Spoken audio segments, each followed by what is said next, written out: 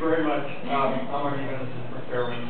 I want to add a little bit to my speech based on what Representative said about the system that's developed in America. You know, I was a senior vice president in the nuclear industry, was a whistle, hired in the Nuclear Regulatory Commission, bought some inspections, took rides and stuff like that. During all that, a very influential attorney at Gundersen here in town, who I thought was a friend, said to me, Arnie, in this business you're either for us or against us, and you just crossed the line. So this is a lesson now from someone who just crossed the line. Let's do the numbers. I teach college math on Monday, so here you go. The NRC says that up in White Flint, says the chance of a meltdown is somewhere between 1 in 100,000 and 1 in a million.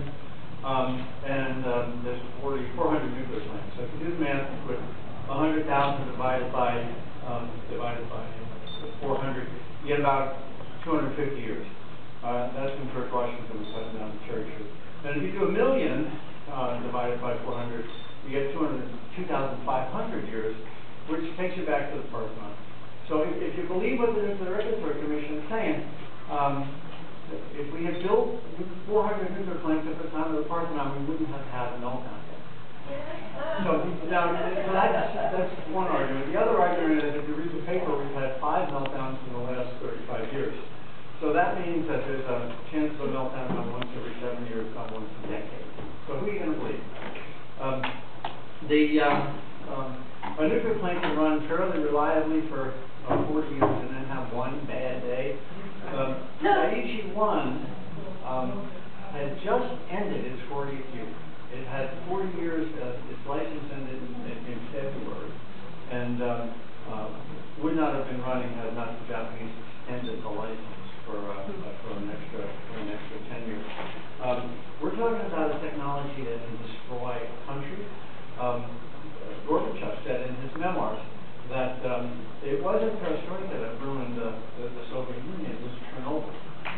And I would classify him as an anti-nuclear. And if you look at Fukushima Prefecture, a prefecture similar to a state, it certainly has destroyed a state. So we're talking about a technology that can destroy a country or destroy a state.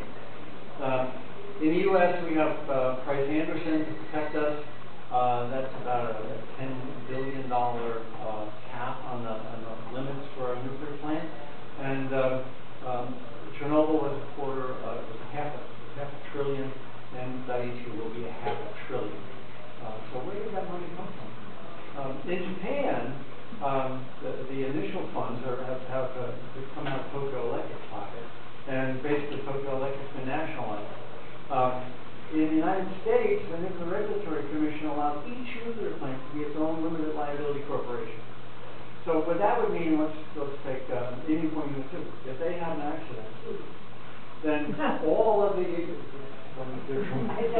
they had an accident, Indian Point Unit 3 would not be liable, nor would Entergy, the corporate parent. Because of the way we've structured our regulation here, each plant is a limited liability corporation. They just cut them loose and continue to make money from the rest of the plants in the fleet. We have something called SAMA, which stands for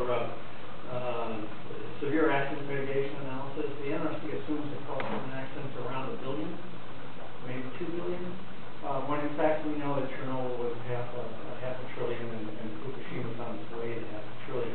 So when they do the cost-benefit analysis, they've got a situation where the probability of the accident is somewhere between Parthenon and George Washington cutting down the cherry tree, and the consequences are almost inconsequential. But history is telling us something else. So why would you take that risk? Given all this, why would you take that risk? Global warming is what they'll tell you. Peter Bradford, my friend from Vermont, former NRC commissioner, says it eloquently in 2 sentences. One sentence. Trying to stop global warming by building nuclear plants is like trying to stop global hunger by serving everyone caviar. So why do you take the risk? It's not global warming. It's way too expensive to solve the global warming problem. It's the base load myth that our